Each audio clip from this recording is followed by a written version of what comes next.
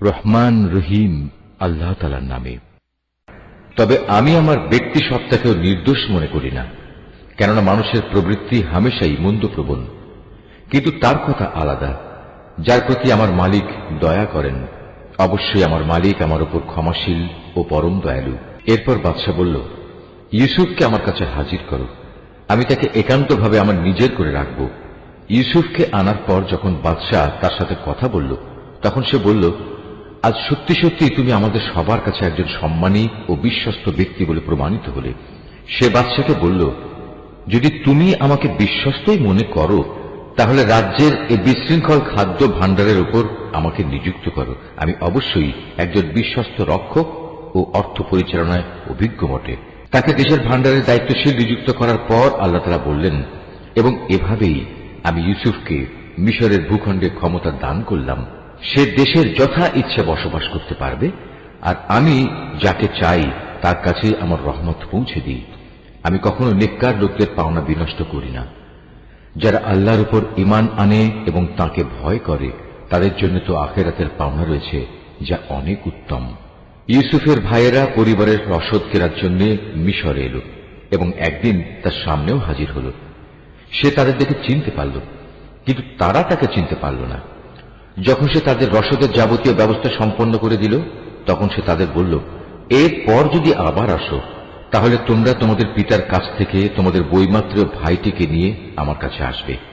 তোমরা কি দেখতে পাও না, আমি মাথা হিসাব করে পূর্ণ মাত্রায় মেপে মেপে রসদ দিই। তাছাড়া আমি তো একজন উত্তম অতিথি পরায়ণ ব্যক্তিও বটে। তবে যদি তোমরা আগামীবার তাকে নিয়ে আমার কাছে না আসো, তাহলে আমার কাছে তোমাদের জন্য আর কোনো রসদ থাকবে না। সে অবস্থায় তোমরা আমার কাছেও ঘেঁষো না। তারা বলল, এ বিষয়ে আমরা তার পিতাকে অনুরোধ করে সম্মত করব। আমরা অবশ্যই এ চেষ্টা করব। সে তার রসদ কর্মচারীদের বলল, এ লোকদের মূলধন তাদের মালপত্রের ভেতর রেখে দাও, যাতে করে ওরা তাদের আপনজনদের কাছে ফিরে গেলে এটা জানতে পারে। হতে পারে এ লোভে তারা আবার ফিরে আসবে।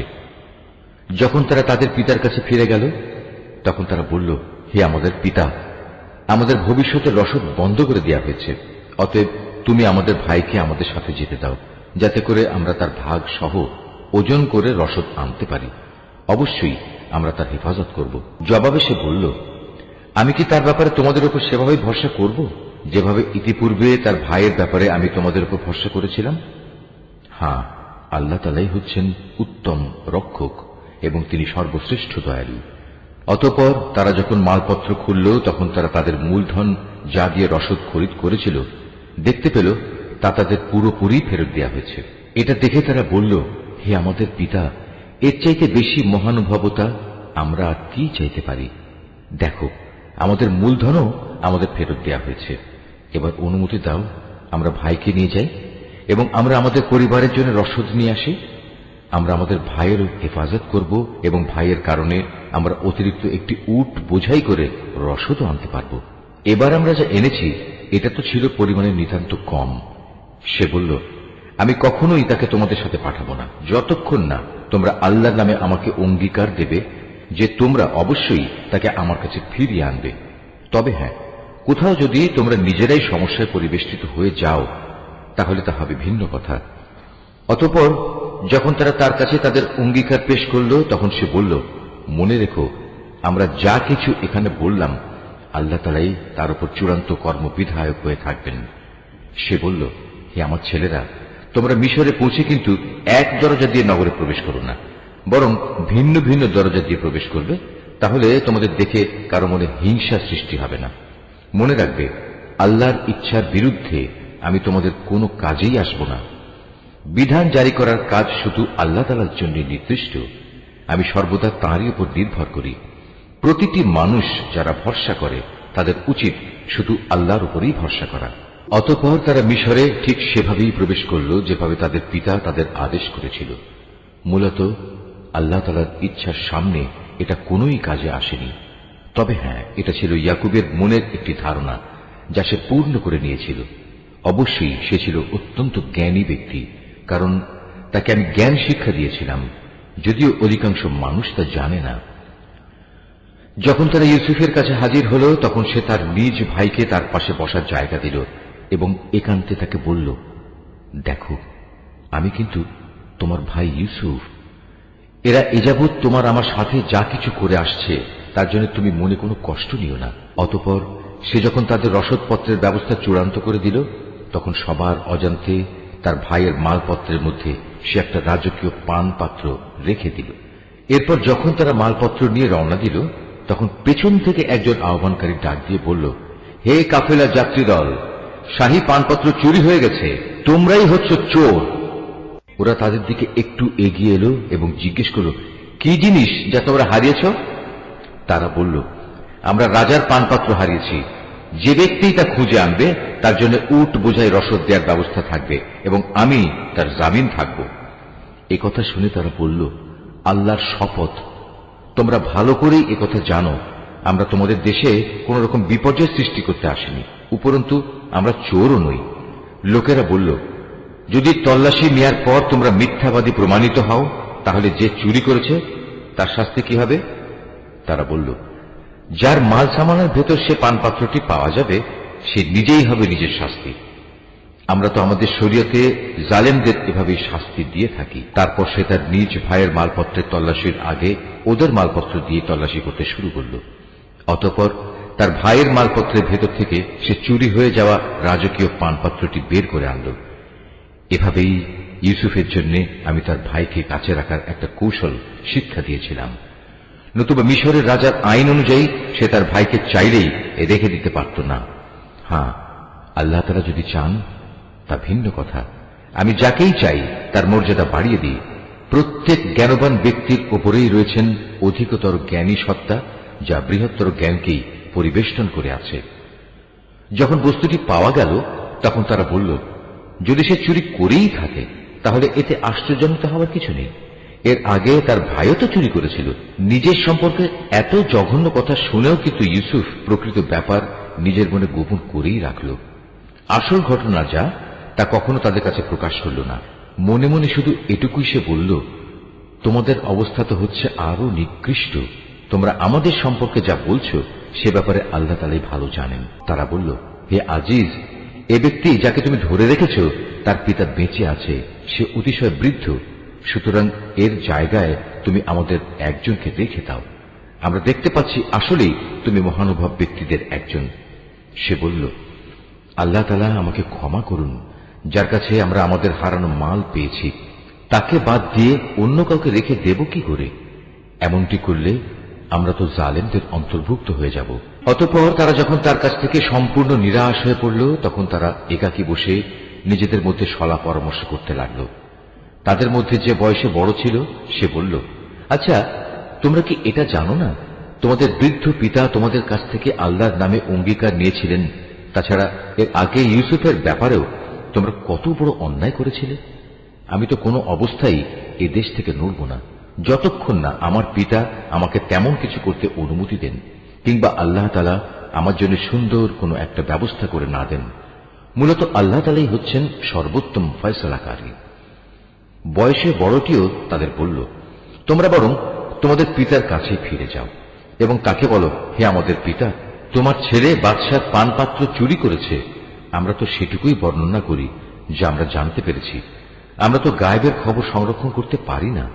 তোমার বিশ্বাস না হলে যে জনপদে আমরা অবস্থান করেছি তাদের কাছে জিজ্ঞেস করো, এবং সে কাফেলাকেও জিজ্ঞেস করো যাদের সাথে আমরা একত্রে এসেছি। আমরা আসলেই সত্য কথা বলছি। দেশে ফিরে পিতাকে তারা এভাবেই বলল। কথাগুলো শুনে সে বলল, আসলে তোমাদের মন তোমাদের সুবিধার জন্য একটা কথা বানিয়ে নিয়েছে এবং তাই তোমরা আমাকে বলছো। অতঃপর সবরই হচ্ছে উত্তম পন্থা। আল্লাহ তাআলার অনুগ্রহ থেকে এটা খুব দূরে নয়। তিনি হয়তো ওদের সবাইকে একত্রেই একদিন আমার কাছে এনে হাজির করবেন। অবশ্যই আল্লাহ তাআলা সর্বজ্ঞ ও প্রজ্ঞাময় কুশলী। সে ওদের কাছ থেকে মুখ ফিরিয়ে নিল এবং নিজে নিজে বলল, হাই ইউসুফ, তুমি এখন কোথায়? শোকের কারণে কাঁদতে কাঁদতে তার চোখ সাদা হয়ে গেছে। সে নিজেও ছিল মনোকষ্টে দারুণভাবে ক্লিষ্ট। পিতার এই অবস্থা দেখে তারা বলল, আল্লাহর কসম, তুমি তো দেখছি শুধু ইউসুফের কথা মনে করে যাবে, যতক্ষণ পর্যন্ত না তার চিন্তায় তুমি মুমূর্ষ হয়ে যাবে, কিংবা তার চিন্তায় তুমি সম্পূর্ণ ধ্বংস হয়ে যাবে। সে আরো বলল, আমি তো আমার অসহনীয় যন্ত্রণা আমার দুশ্চিন্তাজনিত অভিযোগ আল্লাহ তাআলার কাছে নিবেদন করি এবং আমি নিজে আল্লাহর কাছ থেকে তার কথাবার্তা যতটুকু জানি তোমরা তা জানো না। হে আমার ছেলেরা, তোমরা মিশরে যাও এবং ইউসুফ ও তার ভাইকে আর একবার তালাশ করো। তালাশ করার সময় তোমরা আল্লাহ তাআলার রহমত থেকে মোটেই নিরাশ হইও না। আল্লাহ তাআলার রহমত থেকে তো শুধু কাফেররাই নিরাশ হতে পারে। তারা যখন পুনরায় তার কাছে হাজির হল, তখন তারা বলল, হে আজিজ, আমাদের পরিবার পরিজন দুর্ভিক্ষের কারণে বিপন্ন হয়ে পড়েছে। এবার আমরা সামান্য কিছু পুঁজি এনেছি, এটা গ্রহণ করে আমাদের পূর্ণ মাত্রায় রসদ দান করার ব্যবস্থা করুন। মূল্য হিসেবে নয়, বরং এটা আমাদের বিপন্ন মনে করে দান করুন। যারা দান খয়রাত করে আল্লাহ তাআলা তাদের পুরস্কৃত করেন।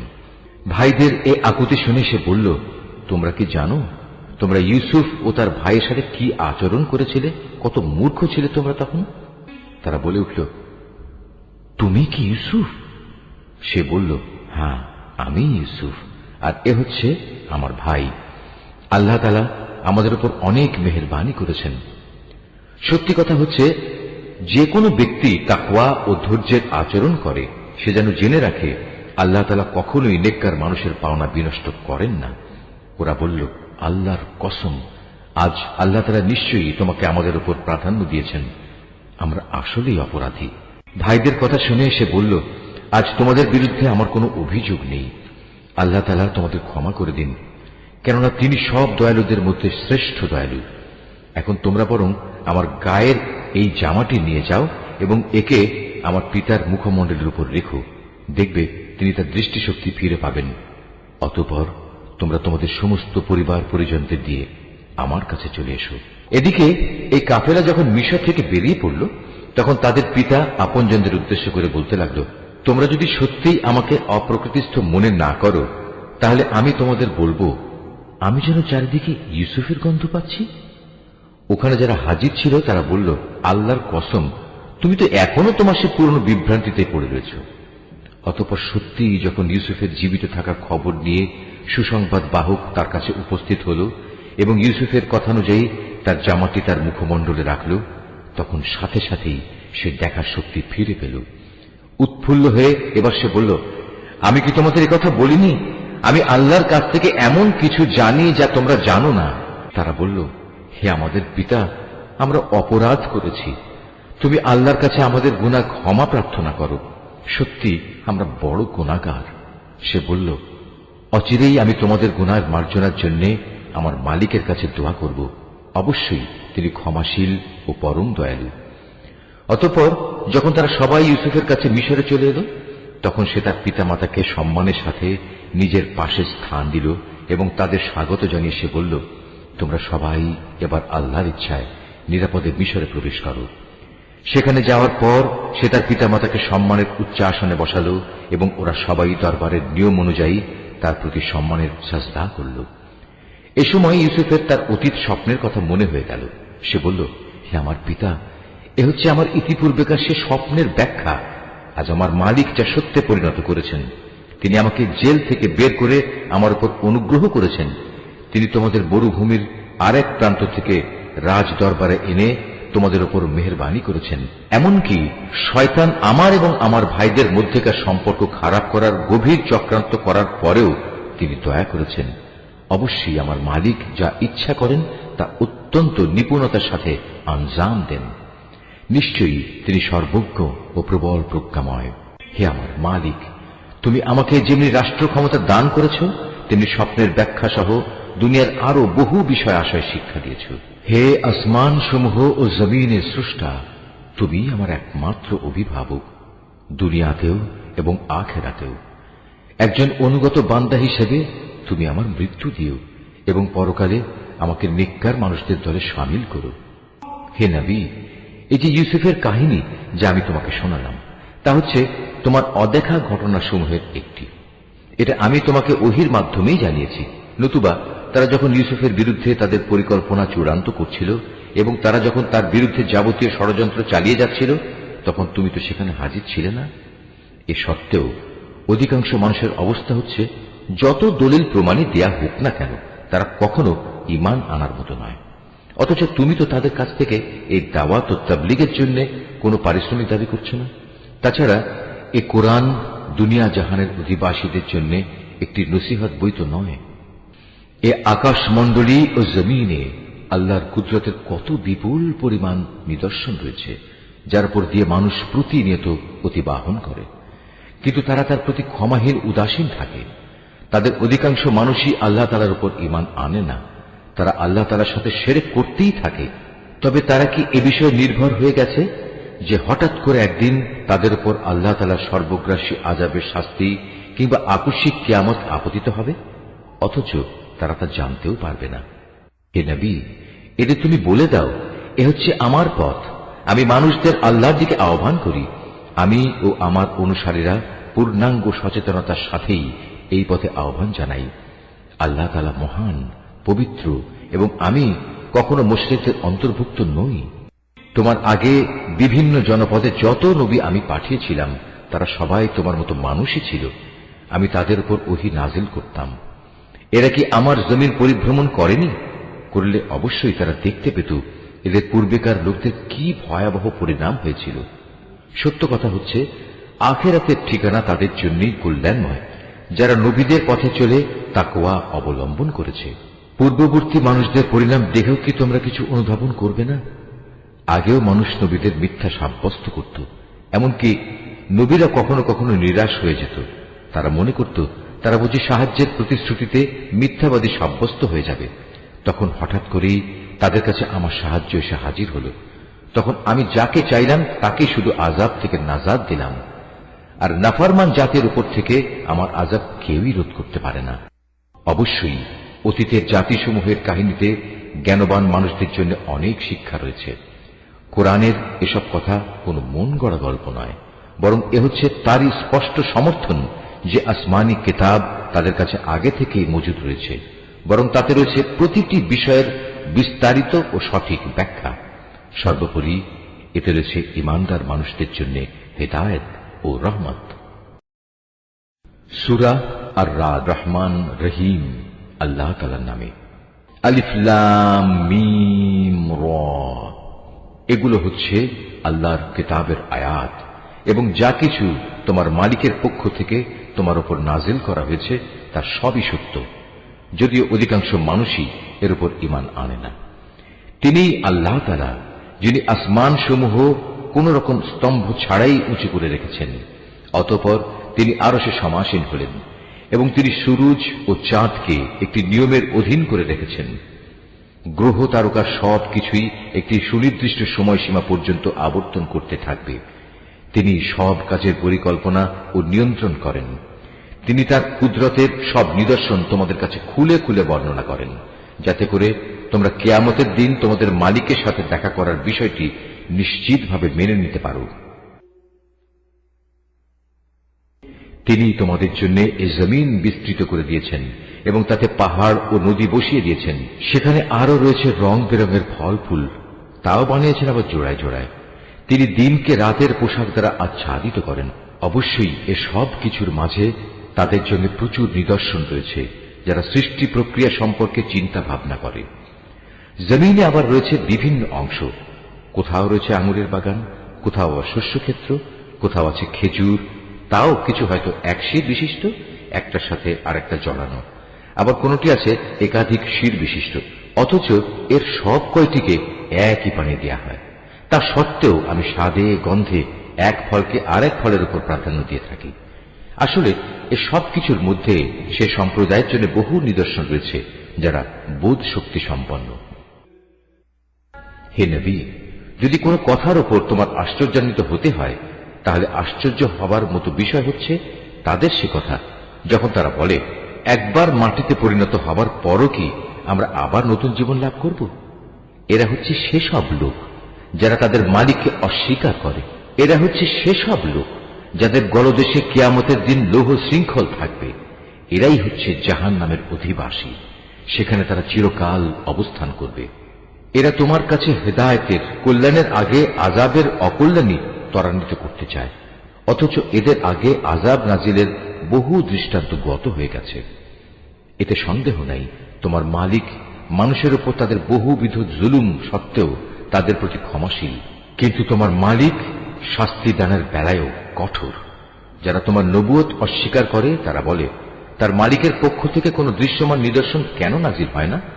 তুমি তাদের বলো, তুমি তো হচ্ছ আযাবের একজন সতর্ককারী রসূল মাত্র, আর প্রত্যেক জাতির জন্য এমনই একজন পথপ্রদর্শক আছে।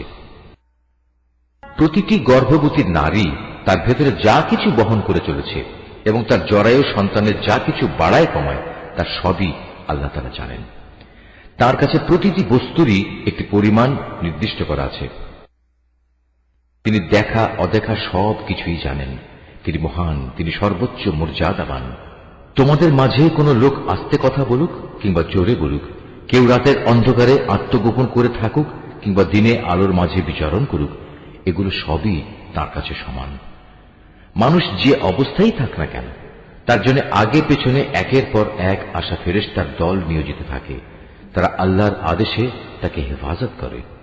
আল্লাহ তাআলা কখনো কোনো জাতির অবস্থার পরিবর্তন করেন না যতক্ষণ না তারা নিজেরা নিজেদের অবস্থা পরিবর্তন করে। আল্লাহ তাআলা যখন কোনো জাতির জন্য কোনো বিপদ পাঠাতে চান, তখন তার রদ করার কেউ থাকে না, না তিনি ব্যতীত ওদের কোনো অভিভাবক থাকতে পারে। তিনিই তোমাদের বিদ্যুতের চমক দেখান, তা মানুষের মনে যেমন ভয়ের সঞ্চার করে তেমনি বহু আশারও সঞ্চার করে। এবং তিনি পানি সঞ্চয়নী মেঘমালা সৃষ্টি করেন। আর মেঘের নিষ্প্রাণ গর্জন যেমন তার সপ্রশংস মহিমা ও পবিত্রতা ঘোষণা করে, তেমনি সপ্রাণ ফেরেশতারাও তার ভয়ে তার মাহাত্ম্য ঘোষণা করে।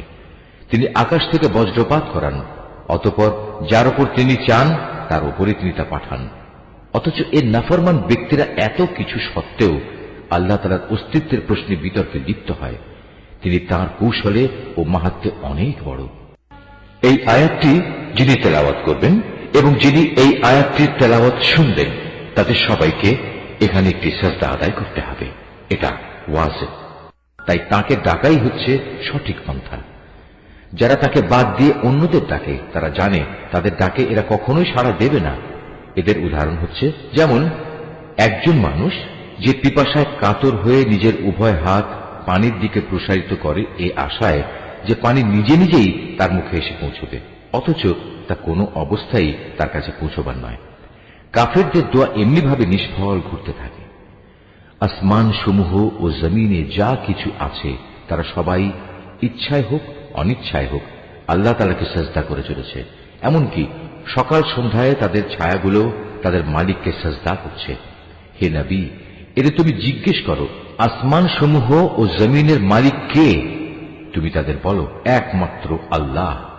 আরো বলো, তোমরা কেন আল্লাহকে বাদ দিয়ে অপরকে নিজেদের অভিভাবক রূপে গ্রহণ করছো, যারা নিজেদের কোনো লাভ লোকসান করতেও সক্ষম নয়? তুমি এদের জিজ্ঞেস করো, কখনো অন্ধ ও চক্ষুষ্মান ব্যক্তি কি সমান হয়? কিংবা অন্ধকার ও আলো কি কখনো এক হয়? অথবা এরা আল্লাহর সাথে এমন কিছুকে শরীক করে নিয়েছে যে তারা আল্লাহ সৃষ্টির মতো কিছু বানিয়ে দিয়েছে, যার কারণে সৃষ্টির ব্যাপারটি তাদের কাছে সন্দেহের বিষয়ে পরিণত হয়ে গেছে? তুমি তাদের বলো, যাবতীয় সৃষ্টির স্রষ্টা একমাত্র আল্লাহ, তিনি একক ও মহাপরাক্রমশালী। আল্লাহ তাআলা আসমান থেকে পানি বর্ষণ করলেন, অতঃপর নদী নালা ও তার উপত্যকা সমূহ তাদের নিজ নিজ পরিমাণ অনুযায়ী প্লাবিত হল। অতঃপর এ প্লাবন আবর্জনার ফেনা বহন করে উপরে নিয়ে এলো।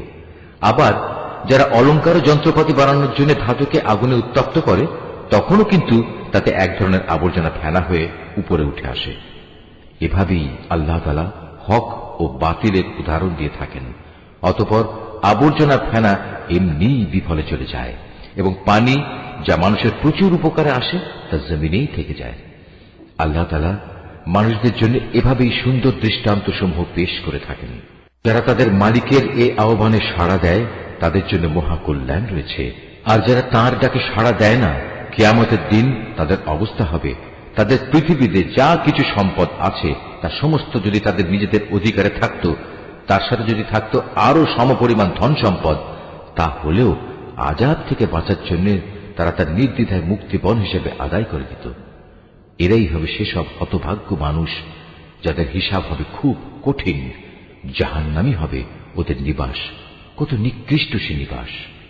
যে ব্যক্তি জানে যে তোমার মালিকের পক্ষ থেকে যা কিছু তোমার উপর নাজিল করা হয়েছে তা একান্তই সত্য, সে কি করে এমন ব্যক্তির মতো হবে যে এ সব কিছু দেখেও অন্ধ হয়ে থাকে?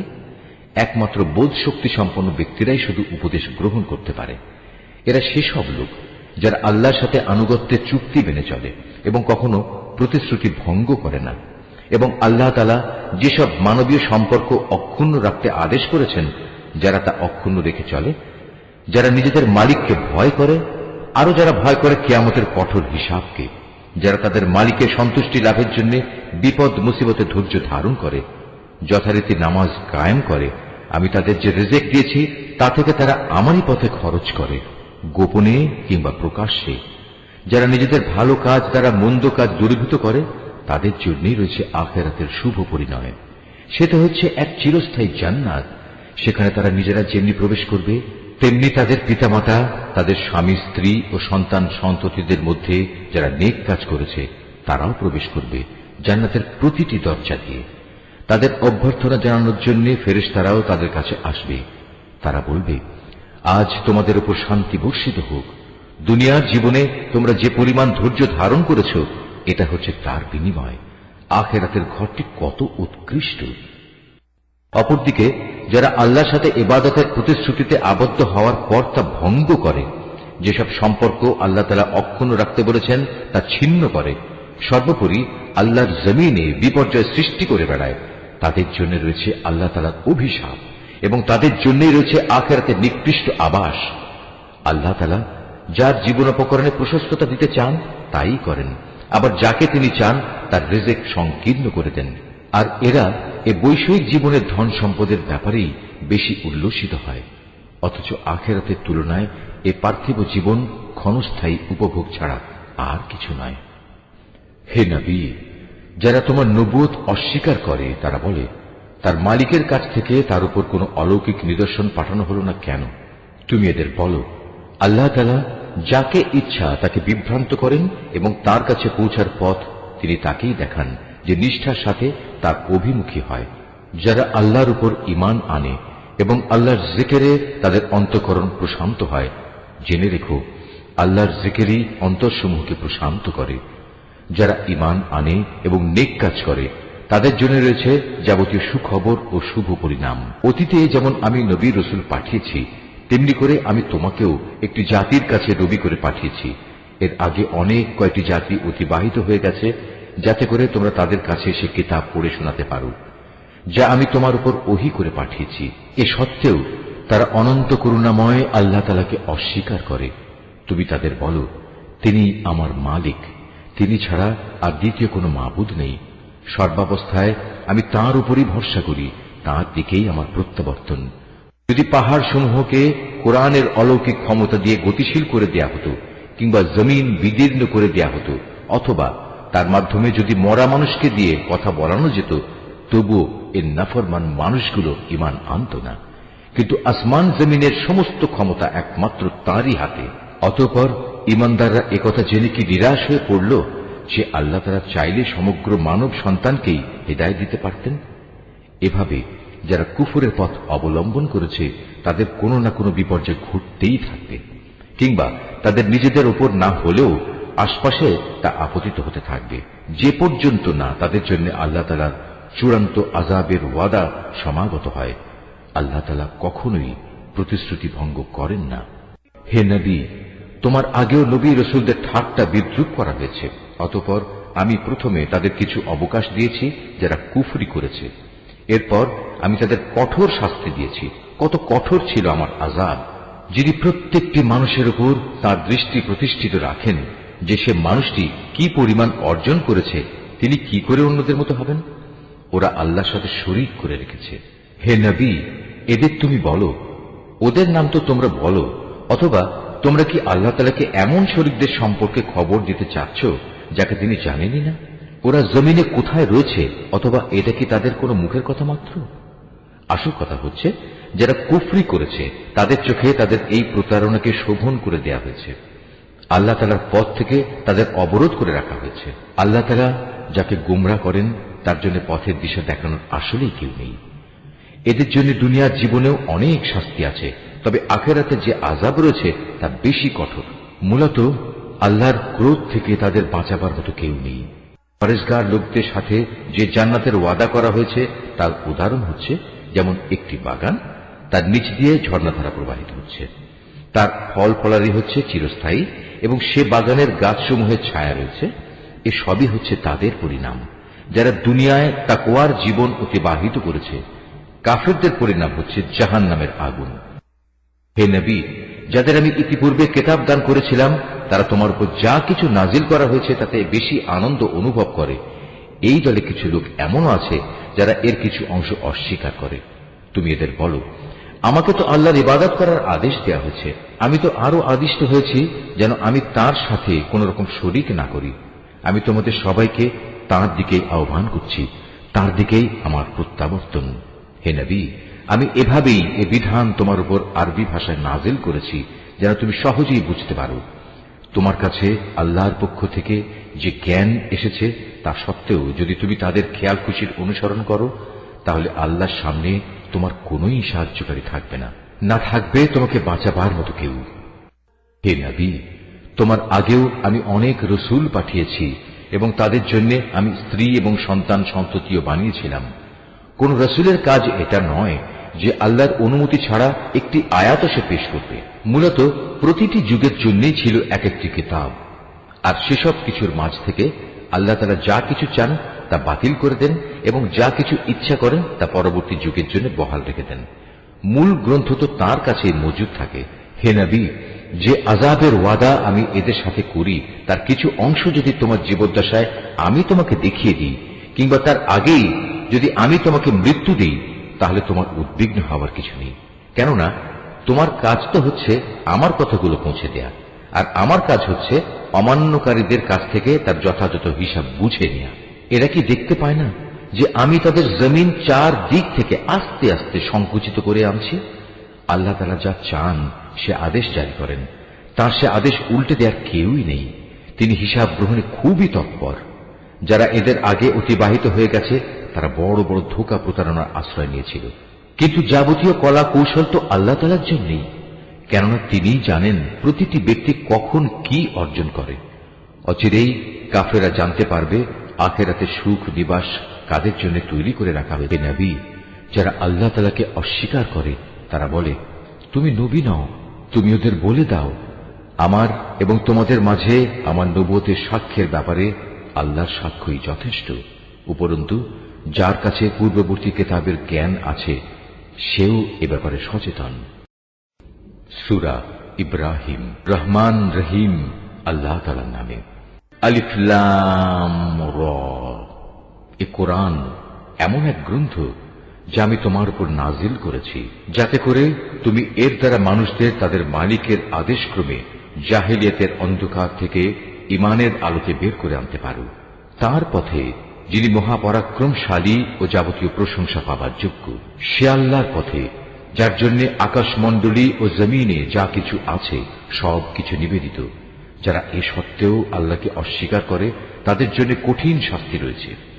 এ শাস্তি তাদের জন্য যারা পার্থিব জীবনকে পরকালীন জীবনের উপর প্রাধান্য দেয়, মানুষদের আল্লাহর সহজ সরল পথ থেকে দূরে সরিয়ে রাখতে চায়, সর্বোপরি এ পথটাকে নিজেদের খেয়াল খুশি মতো বাঁকা করতে চায়।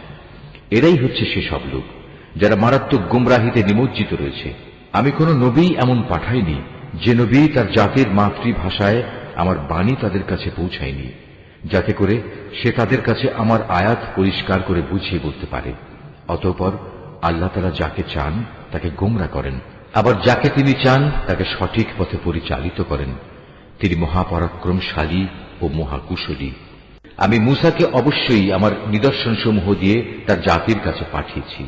আমি আদেশ দিয়েছিলাম, তুমি বের করে নিয়ে এসো তোমার জাতিকে জাহিলিয়াতের অন্ধকার থেকে ঈমানের আলোতে, এবং তুমি তাদের আল্লাহর অনুগ্রহের বিশেষ দিনগুলোর কথা স্মরণ করাও।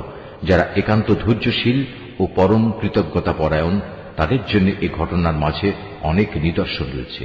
মূসা যখন তার জাতিকে বলেছিল, তোমরা তোমাদের উপর আল্লাহ তাআলার নিয়ামত সমূহের কথা স্মরণ করো, বিশেষ করে যখন তিনি তোমাদের ফেরাউনের সম্প্রদায় থেকে মুক্তি দিলেন, যারা তোমাদের কঠোর শাস্তি দিত, তোমাদের ছেলেদের হত্যা করত, তোমাদের মেয়েদের জীবিত রাখত, তোমাদের মালিকের পক্ষ থেকে তোমাদের জন্য এত বড় ধরনের একটি পরীক্ষা নিহিত ছিল।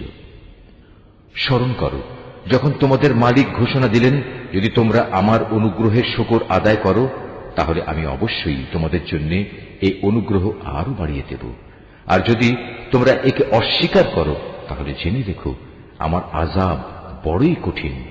মূসা তার জাতিকে আরো বলেছিল, তোমরা এবং পৃথিবীর অন্য সব মানুষ একত্রেও যদি আল্লাহর নিয়ামত অস্বীকার করো তাতে আল্লাহর কিছুই ক্ষতি হবে না, কেননা আল্লাহ তাআলা হচ্ছেন যাবতীয় অভাব অভিযোগ থেকে মুক্ত, প্রশংসার দাবিদার। তোমাদের কাছে কি তোমাদের আগেকার লোকদের সংবাদ এসে পৌঁছয়নি? নূহের, আদ, সামুদ সম্প্রদায়ের ও তাদের পরবর্তী জাতিসমূহের, যাদের বিবরণ আল্লাহ তাআলা ছাড়া আর কেউই জানে না। সবার কাছেই তাদের নবীরা আমার আয়াতসমূহ নিয়ে এসেছিল। অতঃপর তারা তাদের নিজেদের হাত তাদের মুখে রেখে কথা বলতে তাদের বাধা দিত এবং বলতো, যা কিছু পয়গাম নিয়ে তুমি আমাদের কাছে প্রেরিত হয়েছ তা আমরা স্পষ্টত অস্বীকার করি। তাছাড়া যে দিনের দিকে তুমি আমাদের ডাকছ সে বিষয়েও আমরা সন্দেহে নিমজ্জিত আছি। তাদের রসুলরা তাদের বলল, তোমাদের কি আল্লাহ তাআলা সম্পর্কে কোনো সন্দেহ রয়েছে, যিনি আসমান সমূহ ও জমিনের সৃষ্টিকর্তা? তিনি তোমাদের তার নিজের দিকে ডাকছেন যেন তিনি তোমাদের গুনাহসমূহ মাফ করে দিতে পারেন এবং একটি নির্দিষ্ট সময় পর্যন্ত তোমাদের অবকাশ দিয়ে সংশোধনের সুযোগ দিতে পারেন।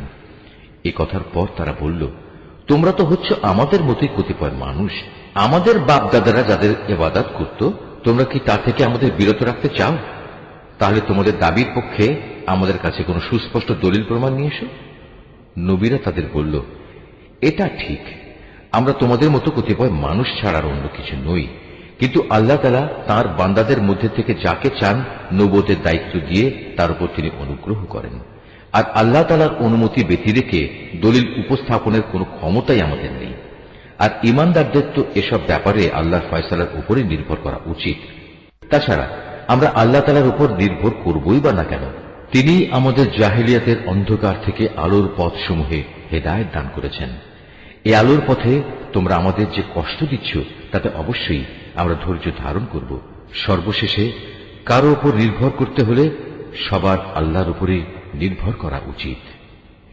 কাফেররা তাদের রসুলদের বলল, আমাদের ধর্মীয় গোত্রে তোমাদের ফিরে আসতেই হবে, নতুবা আমরা তোমাদের আমাদের দেশ থেকে বহিষ্কার করে দেব। অতঃপর ঘটনা চরমে পৌঁছলে তাদের মালিক তাদের কাছে এই বলে ওহী পাঠালেন, আমি অবশ্যই জালেমদের বিনাশ করে দেব, আর তাদের নির্মূল করে দেওয়ার পর তাদের জায়গায় আমি অবশ্যই তোমাদের প্রতিষ্ঠিত করব। আমার এই পুরস্কার এমন প্রতিটি মানুষের জন্য যে ব্যক্তি আমার সামনে জবাবদিহিতার জন্য দাঁড়ানোকে ভয় করে এবং আমার কঠোর শাস্তিকেও ভয় করে। এর মোকাবেলায় ওরা একটা চূড়ান্ত ফয়সালা চাইল, আর সে ফয়সালা মোতাবেক প্রত্যেক দুরাচার ও স্বৈরাচারী ব্যক্তি ধ্বংস হয়ে গেল।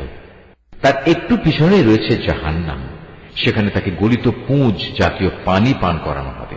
সে অতি কষ্টে তা গলধকরণ করতে চাইবে, কিন্তু গলধকরণ করা তার পক্ষে কোনো মতেই সম্ভব হবে না। উপরন্তু চারদিক থেকেই তার উপর মৃত্যু আসবে, কিন্তু সে কোনো মতেই মরবে না, বরং তার পেছনে থাকবে কঠোর আযাব। যারা তাদের মালিককে অস্বীকার করে তাদের ভালো কাজের প্রতিফল পাওয়ার উদাহরণ হচ্ছে ছাই ভস্যের একটি স্তূপের মতো। ঝড়ের দিন প্রচন্ড বাতাস এসে যা উড়িয়ে নিয়ে যায়। এভাবে ভালো কাজের দ্বারা যা কিছু এরা অর্জন করেছে তার দ্বারা তারা কিছুই করতে সক্ষম হবে না, আর এটাই হচ্ছে এক মারাত্মক গুমরাহী। হে মানুষ, তুমি কি দেখতে পাও না আল্লাহ তাআলা আসমান সমূহ ও জমিনকে যথাবিধি সৃষ্টি করেছেন? তোমরা যদি এর উপর না চলো তাহলে তিনি ইচ্ছা করলে এই জমিন থেকে তোমাদের অস্তিত্ব বিলুপ্ত করে নতুন কোন সৃষ্টি তোমাদের জায়গায় আনায়ন করতে পারেন। আর এটা বিপুল ক্ষমতাবান আল্লাহর কাছে মোটেই কঠিন কিছু নয়। মহাবিচারের দিন তারা সবাই আল্লাহর সামনে উপস্থিত হবে। যারা দুনিয়ায় দুর্বল ছিল তারা তাদের উদ্দেশ্য করে যারা অহংকার করত বলবে, দুনিয়ায় আমরা তো তোমাদের অনুসারেই ছিলাম, আজ কি তোমরা আল্লাহর আযাব থেকে সামান্য কিছু হলেও আমাদের জন্য কম করতে পারবে? তারা বলবে, আল্লাহ তাআলা যদি আমাদের আজ নাজাতের কোনো পথ দেখিয়ে দিতেন তাহলে আমরা তোমাদেরও তা দেখিয়ে দিতাম। মূলত আজ আমরা ধৈর্য ধরি কিংবা ধৈর্যহারা হই, উভয়টাই আমাদের জন্য সমান কথা। আল্লাহর আযাব থেকে আজ আমাদের কোনোই নিষ্কৃতি নেই। যখন বিচার ফয়সালা হয়ে যাবে তখন শয়তান জাহান্নামীদের বলবে, আল্লাহ তাআলা তোমাদের সাথে যে ওয়াদা করেছেন তা ছিল সত্য ওয়াদা, আমিও তোমাদের সাথে একটি ওয়াদা করেছিলাম, কিন্তু আমি তোমাদের সাথে ওয়াদার বরখেলাপ করেছি। আসলে তোমাদের উপর আমার তো কোনো আধিপত্য ছিল না। আমি তো শুধু এটুকুই করেছি, তোমাদের আমার দিকে ডেকেছি, অতঃপর আমার ডাকে তোমরা সাড়া দিয়েছ। তাই আজ আমার প্রতি তোমরা কোন রকম দোষারোপ করো না, বরং তোমরা তোমাদের নিজেদের উপরই দোষারোপ করো। আজ আমি যেমন তোমাদের উদ্ধারে কোন রকম সাহায্য করতে পারবো না, তেমনি তোমরাও আমার উদ্ধারে কোনো সাহায্য করতে পারবে না। তোমরা যে আগে আমাকে আল্লাহ শরীক বানিয়েছ, আমি তাও আজ অস্বীকার করছি। এমন সময় আল্লাহর ঘোষণা আসবে, অবশ্যই জালেমদের জন্য রয়েছে কঠিন আযাব। অপরদিকে যারা আল্লাহ তাআলার উপর ঈমান আনে এবং সে অনুযায়ী নেক কাজ করে, তাদের এমন এক জান্নাতে প্রবেশ করানো হবে যার পাদদেশে প্রবাহিত হবে রং বেরঙের ঝর্ণাধারা। সেখানে তারা তাদের মালিকের অনুমতিক্রমে অনন্তকাল অবস্থান করবে। সেখানে চারিদিক থেকে সালাম সালাম বলে তাদের অভিবাদন হবে। তুমি কি লক্ষ্য করনি আল্লাহ তাআলা কালেমায়ে তাইয়্যিবার কি সুন্দর উপমা পেশ করেছেন? এই কালেমা যেন একটি উৎকৃষ্ট জাতের গাছ, যার মূল জমিনে সুদৃঢ়, যার শাখা প্রশাখা আসমানে বিস্তৃত। সেটি প্রতি মৌসুমে তার মালিকের আদেশে ফল দান করে। আল্লাহ তাআলা মানুষদের জন্য এভাবেই উপমা পেশ করেন, যাতে করে তারা এসব উপমা থেকে শিক্ষা গ্রহণ করতে পারে। আবার খারাপ কালেমার তুলনা হচ্ছে একটি নিকৃষ্ট বৃক্ষের মতো, যাকে জমিনের উপরিভাগ থেকেই মূলোৎপাটন করে ফেলা হয়েছে। এর কোন রকম স্থায়িত্বও নেই। আল্লাহ তাআলা ঈমানদারদের তার শাশ্বত কালেমা দ্বারা মজবুত রাখেন। দুনিয়ার জীবনে এবং পরকালীন জীবনে জালেমদের আল্লাহ তাআলা এমনি করেই বিভ্রান্তিতে রাখেন। তিনি যখন যা চান তাই করেন। হে নবী, তুমি কি তাদের অবস্থা পর্যবেক্ষণ করনি যারা আল্লাহ তাআলার নিয়ামত অস্বীকার করার মাধ্যমে তাকে বদলে দিয়েছে? পরিণামে তারা নিজেদের জাতিকে ধ্বংসের এক চরম স্তরে নামিয়ে এনেছে, জাহান্নামের অতলে, যেখানে তারা সবাই প্রবেশ করবে। কত নিকৃষ্ট সেই বাসস্থান! এরা আল্লাহ তাআলার জন্য তার কিছু সমকক্ষ উদ্ভাবন করে নিয়েছে, যাতে করে সাধারণ মানুষদের তার পথ থেকে বিভ্রান্ত করতে পারে। হে নবী, এদের তুমি বলো, সামান্য কিছুদিনের জন্য তোমরা ভোগ করে নাও, কেননা অচিরেই জাহান্নামের আগুনের দিকে তোমাদের ফিরে যেতে হবে। হে নবী, আমার যে বান্দা ঈমান এনেছে, তুমি তাদের বলো তারা যেন নামাজ প্রতিষ্ঠা করে এবং আমি তাদের যে রিজিক দিয়েছি তা থেকে যেন তারা আমারই পথে ব্যয় করে, গোপনে কিংবা প্রকাশ্যে। কিয়ামতের সে দিনটি আসার আগে, যেদিন মুক্তির জন্য কোন রকম সম্পদের বেচাকেনা চলবে না, না এর জন্য কারো কোন রকমের বন্ধুত্ব কাজে লাগবে। তিনি মহান আল্লাহ তাআলা, যিনি আসমান সমূহ ও জমিন সৃষ্টি করেছেন এবং আসমান থেকে পানি বর্ষণ করেছেন। তা দিয়ে আবার জমিন থেকে তোমাদের জীবিকার জন্য নানা প্রকারের ফলমূল উৎপাদন করেছেন। তিনি যাবতীয় জলযানকে তোমাদের অধীন করেছেন, যেন তাঁরই ইচ্ছা অনুযায়ী তা সমুদ্রে বিচরণ করে বেড়ায়, এবং এ কাজের জন্য তিনি নদী নালাকেও তোমাদের অধীন করে দিয়েছেন। তিনি চন্দ্র সূর্যকেও তোমাদের অধীন করে দিয়েছেন। এর উভয়টা একই নিয়মের অধীনে চলে আসছে। আবার তোমাদের সুবিধার জন্য রাত দিনকেও তিনি তোমাদের অধীন করেছেন। তোমরা তার কাছ থেকে প্রয়োজনে যত কিছুই চেয়েছ, তার সবই তিনি তোমাদের সামনে এনে হাজির করেছেন। এবং তোমরা যদি সত্যি সত্যি তার সব নিয়ামত গণনা করতে চাও, তাহলে কখনোই তা গণনা করে শেষ করতে পারবে না। মানুষ আসলেই অতিমাত্রায় সীমা লঙ্ঘনকারী ও নিয়ামতের প্রতি অকৃতজ্ঞ বটে। স্মরণ করো, যখন ইব্রাহিম আল্লাহর কাছে দোয়া করল, হে মালিক, এ মক্কা শহরকে শান্তি ও নিরাপত্তার শহরে পরিণত করো এবং আমাকে ও আমার সন্তান সন্ততিদের মূর্তি পূজা করা থেকে দূরে রেখো। হে আমার মালিক, নিঃসন্দেহে এ মূর্তিগুলো বহু মানুষকে গোমরা করেছে। অতঃপর যে আমার আনুগত্য করবে সে আমার দলভুক্ত হবে, আর যে ব্যক্তি আমার নাফরমানি করবে তার দায়িত্ব তোমার উপর নয়। নিশ্চয়ই তুমি ক্ষমাশীল ও পরম দয়ালু। হে আমাদের মালিক, আমি আমার কিছু সন্তানকে তোমার পবিত্র ঘরের কাছে একটি অনুর্বর উপত্যকায় এনে আবাদ করলাম, যাতে করে হে আমাদের মালিক এরা নামাজ প্রতিষ্ঠা করতে পারে। তুমি তোমার দয়ায় এমন ব্যবস্থা করো যেন মানুষদের অন্তর এদের দিকে অনুরাগী হয়। তুমি ফলমূল দিয়ে তাদের রিজিকের ব্যবস্থা করো, যাতে ওরা তোমার নিয়ামতের শুকর আদায় করতে পারে। হে আমাদের মালিক, আমরা যা কিছু গোপন করি এবং যা কিছু প্রকাশ করি, নিশ্চয়ই তুমি তা সব জানো। আসমান সমূহে কিংবা জমিনের যেখানে যা কিছু ঘটে, এর কোনোটাই আল্লাহর কাছে গোপন থাকে না। সব প্রশংসা আল্লাহ তাআলার জন্য, যিনি আমাকে আমার এ বৃদ্ধ বয়সে ইসমাইল ও ইসাক তুল্য দুটো নেক সন্তান দান করেছেন। অবশ্যই আমার মালিক তার বান্দাদের দোয়া শোনেন।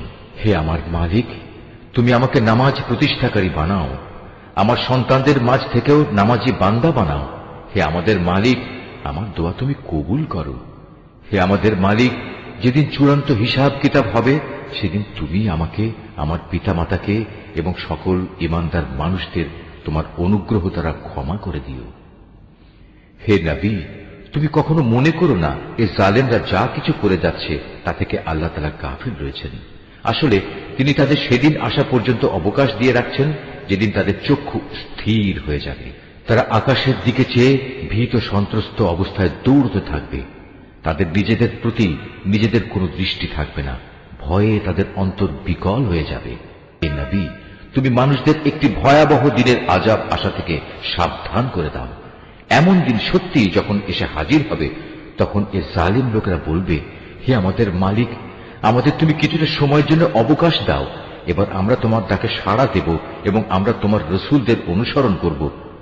জবাবে বলা হবে, তোমরা কি সেসব লোক যারা ইতিপূর্বে শপথ করে নিজেদের মধ্যে বলাবলি করতে তোমাদের এই জীবনের কোনোই ক্ষয় নেই, অথচ তোমরা তাদের পরিত্যক্ত বাসভূমিতেই বাস করতে, যারা তোমাদের আগে নিজেদের উপর নিজেরা জুলুম করেছিল, এবং এ কারণে আমি তাদের প্রতি কি এ ধরনের আচরণ করেছিলাম তাও তোমাদের কাছে সুস্পষ্ট ছিল।